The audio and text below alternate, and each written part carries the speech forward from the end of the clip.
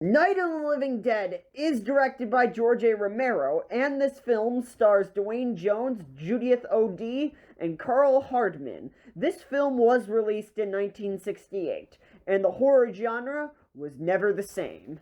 This film is actually a part of the public domain, so if you've never seen this film, I would highly recommend giving it a watch. I'll leave a link in the description below.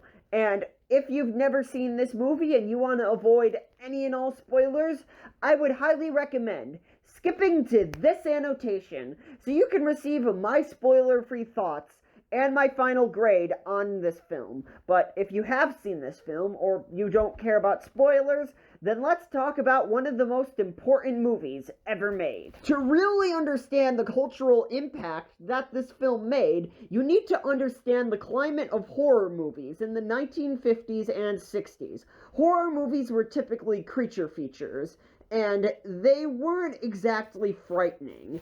They were more meant to entertain. The reason for this being was that the Hays Code prohibited horror movies for being too graphic or disturbing, though in the 1960s the Hays Code began to loosen, with films like Psycho. At this time, American audiences haven't seen graphic and disturbing violence like this since the 1920s, though the Hays Code still had a grip on the movie industry for 8 more years. But when Night of the Living Dead came out, that was the straw that broke the camel's back. Nearly a month after this film's release, the Hays Code was abolished and replaced with the MPAA rating system. On a gore level, this film is pretty tame to today's standards, but at its time, audiences had never seen anything like it. I've explained in great detail about how revolutionary this film was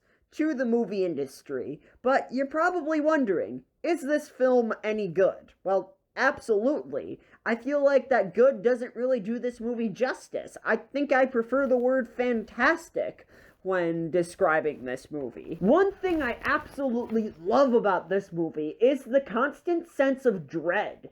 Because of this tone, this movie is extremely suspenseful, and throughout the runtime of this whole movie, I was always left on the edge of my seat. This film was shot in black and white, and at its time, this would have been considered dated, but actually, I love this aspect to this movie. It really adds a certain ominous tone to everything. The black and white also covers up the more dated effects. Because of this, the black and white makes everything look more convincing. This movie was also shot on a tight budget, and that could be the reason why this movie was shot in black and white. But I feel that the black and white really gives this movie personality. The characters are a little bit unlikable, though this movie is set at the beginning of a zombie apocalypse, so I think it's a given that these people would make a few irrational decisions. The only character I flat out disliked in this movie was Harry, played by Carl Hardman.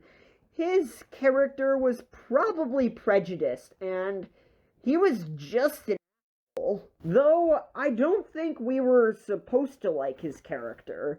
He was probably put in this movie to be a human antagonist. Easily my favorite character in this movie was Ben. He is the most level-headed out of all the characters. He was the one who was effectively able to take charge in this movie, and out of all the characters, I just find him the coolest. From beginning to end, I am constantly invested in what is happening. Throughout this whole movie, very little is known about the zombie outbreak, but we do find out little tidbits of information throughout the runtime of this movie from the news on the TV and the radio. These scenes are actually pretty interesting. It grounds this universe into our world, but if I had to complain, there are probably one too many of these scenes. My biggest problem with this movie is that the second act does drag a little bit. This is because there are quite a bit of exposition scenes in the second act, though this movie does pick up its pace rather quickly. The third act in this film might be one of the best third acts in cinematic history. It starts off with our characters trying to get away in Ben's car, though they're quickly surrounded by zombies, and the gas catches on fire, and inevitably the car catches on fire, though our characters Tom and Judy are still trying to get away, but then the car explodes, killing them instantly. Once Ben returns to the shelter, Harry turns against him by taking his gun, but once Ben is able to get his gun back, he literally kills Harry in a very unexpected move. Before Harry is about to die, he falls down the stairs, and as he is about to bleed out, he is met by his zombified daughter, and she finishes him off by eating him. Harry's now widow Helen goes downstairs to check and see if her husband is actually dead. There she is met by the zombified version of her daughter Karen, and in the most shocking scene in this movie, Helen is murdered by her own daughter with a shovel. I just love how in this scene her screams are echoed. That effect just gives me so many chills. While I was watching this movie for the purposes of this review, my jaw was on the floor. It is not often for a scene to shock me that much.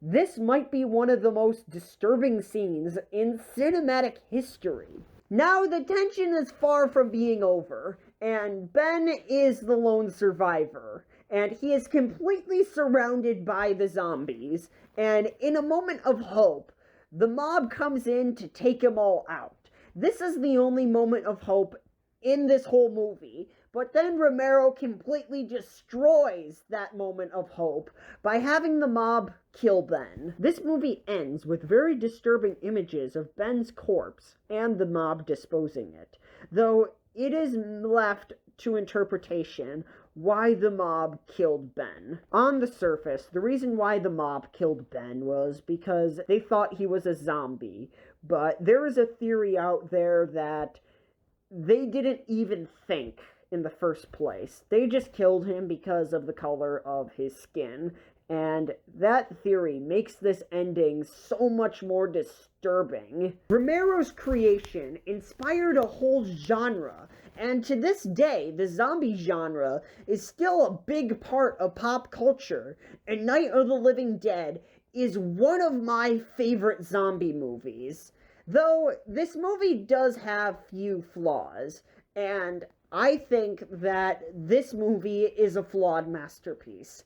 And that is why Night of the Living Dead gets an A. I hope you enjoyed my review of Night of the Living Dead. And if you did, make sure to give this video a like. And if you want more content like this, hit the subscribe button and ring the bell notification so you can be notified every time I upload a new video. And shout out to the Tin Man and Patrick Mahomes